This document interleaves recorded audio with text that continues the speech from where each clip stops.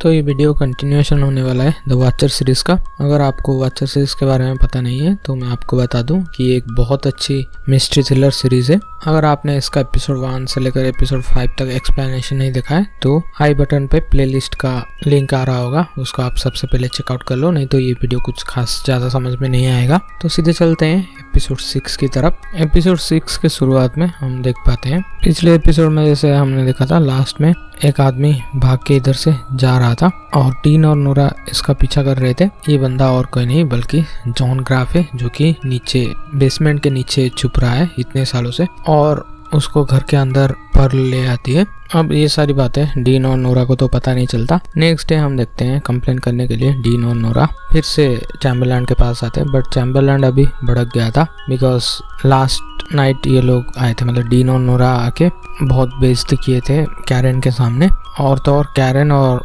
चैम्बरलैंड का उसी बात को लेके वहाँ पे झगड़ा हो गया और उन लोगों का ब्रेकअप भी हो गया।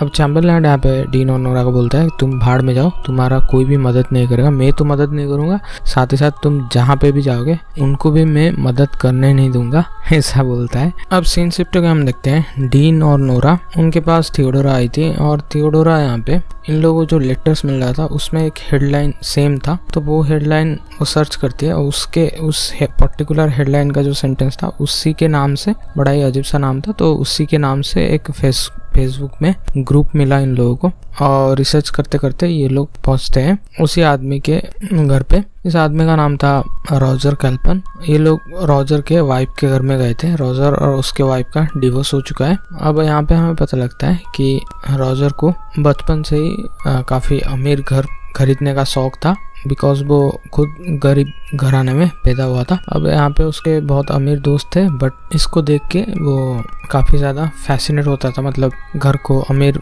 लोगों के घरों को देख के वो काफ़ी ज़्यादा फैसिनेट फील करता था। अभी इतने सालों बाद वो फाइनली अभी डीन और नोरा जिस घर पे रह रहे हैं उस घर को खरीदने का ट्राई किया था डीन और नोरा से खरीदने से पहले, बट उसके पास इतना बजट नहीं था, इसीलिए उसका ऑफर जो है ठुकरा दिया गया। मतलब उसके बेसिकली वो जितना प्राइस बीट कर रहा था उससे हायर अमाउंट में वो सेल हो गया। यहाँ पे बेसिकली वो एक टीचर था, इसीलिए एक दिन वो एक टास्क देता है अपने स्टूडेंट्स को, तुमको जितने भी सारे घर पसंद है उसके बारे में एक पोएम लिखना है। तो बच्चों ने इतने सालों से उसी असाइनमेंट को कैरी फॉरवर्ड किया है और उस पे एक फेसबुक ग्रुप भी बना दिया है। अब हो ना हो इस टाइप का लेटर के पीछे रॉजर का हाथ हो, इसीलिए ये लोग रॉजर का पता निकालते हुए उसके पास जाते हैं, बट रॉजर यहाँ पे बोलने लगता है कि मैंने ऐसा कुछ नहीं किया, मेरा इतना सैलरी ही नहीं है जो कि मैं तुम्हारे घर को खरीद सकूं, मैं अभी जिस घर पे हूँ वहाँ पे खुश हूँ। नेक्स्ट सीन में हम देखते हैं डीन और नोरा को एक बहुत अच्छा ऑफर आया था। ये लोग घर खरीदे थे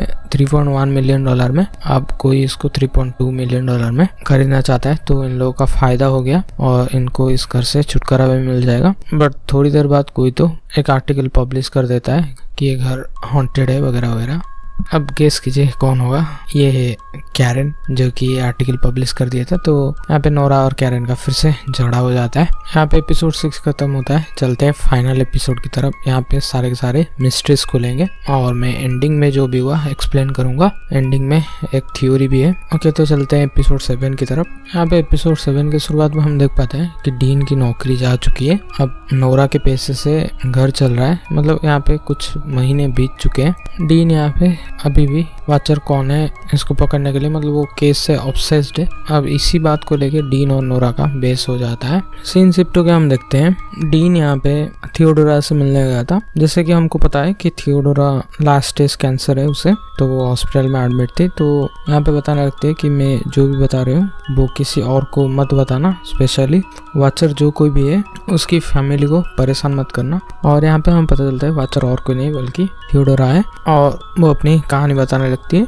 थियोडोरा यहाँ पे बोलती है कि उसका डिवोर्स हो चुका था और जैसे तैसे करके वो अपनी फैमिली को संभाल रही थी। अब एक दिन वो वही घर देखती है जो कि सेल पे था। अब यहाँ पे वो ये घर खरीद लेती है, लेकिन 15-20 दिन हुआ कि नहीं उसको मालूम चलता है कि उसे कैंसर है, तो इसीलिए उसे वो घर बेचना पड़ा। बट बाद में उसे पता लगता है कि उसका हस्बैंड जो कि अभी मर चुका है वो उसके नाम पे $1.5 मिलियन का एक पॉलिसी करके गया है। तो वो $1.5 मिलियन तो उसे मिल जाएगा, लेकिन वो अभी वो घर को खरीद नहीं सकता बिकॉज उसका वैल्यू अभी बढ़ चुका है। इसीलिए ये जितने भी सारे लेटर्स लिख रहा था वो और कोई नहीं बल्कि थियोडोरा थी। तो यहाँ पे डीन यहाँ पे पूछने लगता है तो एंड्रयू जो बोल रहा था वो क्या झूठ बोल रहा था।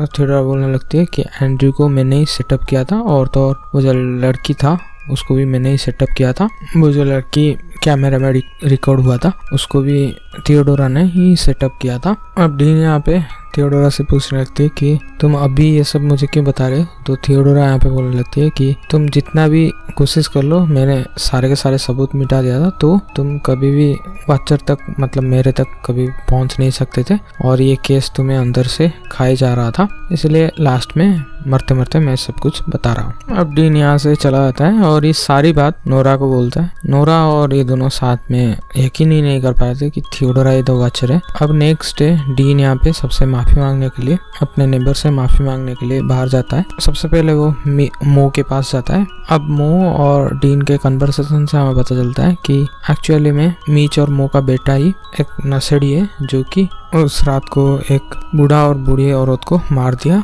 और लोगों को ऐसा दिखाया कि मीच एंड मो मर चुके हैं, जबकि मीच एंड मो उस दिन हॉलीडे के लिए बाहर गए हुए थे और अभी उसका बेटा जेल में है, ऐसा मो बता रही थी।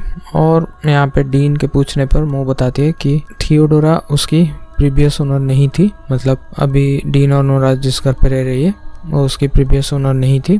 जो बात सुन के डीन यहाँ पे और भी ज़्यादा परेशान हो जाता है। तो यहाँ पे डीन और नोरा फाइनली थियोडोरा के क्रिमेशन रिचुअल में जाते हैं। अब यहाँ से डीन को असली बात पता चलता है। यहाँ पे उसकी बेटी मतलब थियोडोरा की बेटी यहाँ पे उसको बताती है कि थियोडोरा ने जो भी बोला वो सब डीन के लिए बोला, क्योंकि वो अपना आखिरी केस ऐसे अनसॉल्व रखना नहीं चाहती थी, इसीलिए वो अपने ऊपर ही दोष ले लिया, मतलब थियोडोरा ने अपने ऊपर ही दोष ले लिया। अब ये बात डीन को अंदर से खाई जा रहा था, मतलब द वाचर कौन है, इसीलिए थियोडोरा जानबूझ के अपने ऊपर ही दोष ले लिया। मतलब थियोडोरा ने जितना भी बात डीन को बोला है वो सारे के सारे झूठ है, ऐसा कुछ नहीं हुआ है और ये लोग कभी भी उस घर को नहीं खरीदे थे। अभी तक जितना भी थियोडोरा ने बोला मरने से पहले वो सारे के सारे झूठ है। वो खाली डीन को परेशान ना हो और अपने लाइफ में मूव ऑन कर सके, इसीलिए बोल के इस दुनिया से चली गई। अभी सीन शिफ्ट होकर हम देखते हैं डीन और नोरा को एक ठीक ठाक ऑफर मिला है, मतलब इस पे उन लोगों का 100 के नुकसान होगा, फिर भी ये लोग इस घर को बेच के इधर से चले जाएंगे। ये घर खरीदने वाला कौन है उस टाइम तक उन लोगों को पता नहीं था। थोड़ी देर बाद हम देखते हैं, मतलब थोड़ी दिनों बाद हम देखते हैं ये घर कैरन ने खरीद लिया है और नोरा यहाँ पे उसके ऊपर हंस के इधर से चले जाते हैं कि तुम इधर खुश नहीं रह पाओगी। और उसी रात को हम देखते हैं कैरन को कोई डराने लगता है और सडनली स्टेयरकेस के ऊपर नीचे से कोई ऊपर आता है, एक हुडी पहना हुआ इंसान, जिसको देख के कैरन यहाँ पे बहुत ज़्यादा डर जाती है। लाइट फ्लिकरिंग करने लगता है, ये सब मतलब डरावना चीज़ देख के कैरन इस घर को 2 दिन में ही हाफ प्राइस में बेच के इधर से चली गई थी। मतलब ये साफ था कि कैरन भी वाचर नहीं है। ऐसे ही कुछ महीने बीत जाते हैं और यहाँ पे हम देखते हैं डीन को इस बात में इतना सदमा लगा हुआ है कि वो अभी एक थेरापिस्ट के पास जाता है थेरापी सेशन करने के लिए। और यहाँ पे हम देखते हैं उसके घर पे एक नया फैमिली शिफ्ट हुआ है जिसको डीन अभी देख रहा था। दूसरी तरफ हम देखते हैं ग्रुप में पॉल, उसका भाई जैस्पर और रॉजर और जॉन, ये लोग एक ग्रुप करके बैठे हुए हैं। यहाँ पे ये लोग पुराने घर को कैसे रेनोवेशन से बचाया जाए और पुराने संस्कृति ये सब उसके बारे में सब बातचीत कर रहे थे। और यहाँ पे बातों बातों में रॉजर कैल्पन ये जॉन से पूछने लगता है कि तुम्हारे फैमिली का मतलब कहाँ है, तुम बेसिकली कहाँ से हो। तो फैमिली का नाम सुनते ही जॉन यहाँ पे कुछ नहीं बोलता, थोड़ा अजीब सा रिएक्ट करता है।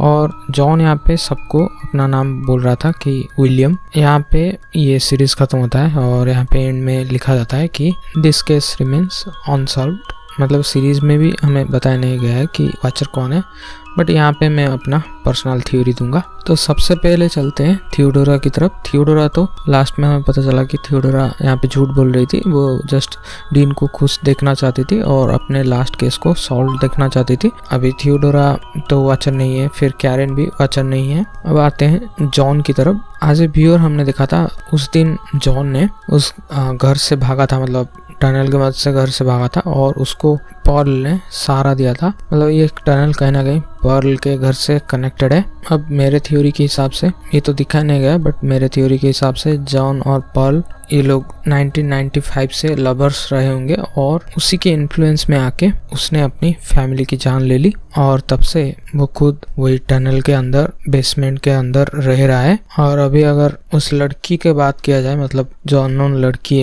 कैमरे के फुटेज में कैद हुई थी, मुझे लगता है वो लड़की, उस लड़की को जॉन और पर्ल ये दोनों मिलके ही सेटअप किए होंगे ताकि डीन का बदनामी हो सके। और वैसे भी पर्ल डीन का झगड़ा हुआ था, मतलब डीन का तो बेसिकली सबके साथ झगड़ा ही हुआ था।